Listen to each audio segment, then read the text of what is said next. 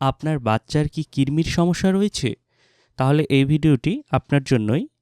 বাংলাদেশের শিশুদের বড় একটি সমস্যা হচ্ছে কৃমি। দূষিত অপরিচ্ছন্ন খাদ্যদ্রব্য, মলমূত্র এবং মাটি থেকে মূলত কৃমি ছড়ায়। এছাড়াও অনেক সময় বাচ্চাদের নখ যদি বড় থাকে বা শৌচাগার শেষে হাত সাবান দিয়ে না ধোয়া, খাবার তৈরি বা খাবার গ্রহণের আগে সাবান দিয়ে হাত না ধোয়া, খালি পায়ে শৌচাগারে যাওয়া এবং মাটিতে খালি পায়ে হাঁটা কৃমিতে আক্রান্ত হওয়ার প্রধান কারণ। তো আজকে আমি যে প্রোডাক্টটি নিয়ে এসেছি সেটির নাম হচ্ছে সোলাস সিরাপ, বা আপনারা সাসপেনশনও বলতে পারেন।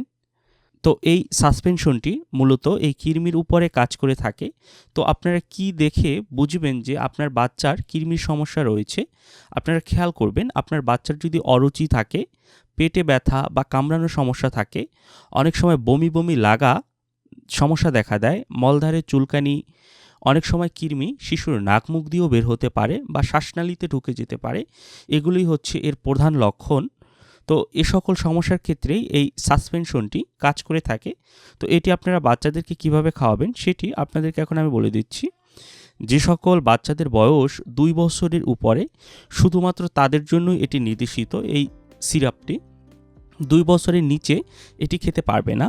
তো যাদের বয়স 2 বছরের উপরে তাদের জন্য দৈনিক 1 চামচ সিরাপ আপনারা প্রথম দিন যদি বাচ্চাদেরকে 1 চামচ খাওয়ান, তাহলে 7 দিন পরে আর 1 চামচ খাওয়াবেন, বা রোগের উপর সমন্বয় করে আপনারা 3 দিন পরেও খাওয়াতে পারেন।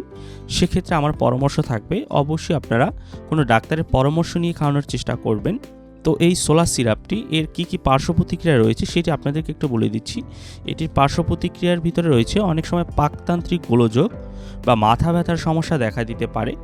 গর্ভাবস্থায় বা স্তন্যদানকালে এটির ক্যাটাগরি সি, সেক্ষেত্রে এটি ব্যবহার করা যাবে না, এটির ব্যবহার এড়িয়ে যেতে হবে। এই সিরাপটি মূলত বাজারজাত করে থাকে অপসোনিন ফার্মা। এটি অপসোনিন কোম্পানির একটি প্রোডাক্ট। এটির মূল্য কত টাকা সেটি আপনাদেরকে এখন আমি বলে দিচ্ছি। এই সিরাপটির মূল্য হচ্ছে 18 টাকা। আপনার 18 টাকায় যে কোনো ফার্মেসির দোকান থেকে এটি ক্রয় করতে পারবেন। তো এই ছিল সোলাস সিরাপ সম্পর্কিত সকল তথ্য ও উপাত্ত। যদি আপনাদের ভিডিওটি ভালো লাগে তাহলে অবশ্যই আমার চ্যানেলটি সাবস্ক্রাইব করবেন। আর এই সম্পর্কিত যদি আরও কিছু জানতে চান তাহলে নিচে কমেন্ট করুন, আমি যথাসম্ভব উত্তর দেওয়ার চেষ্টা করব।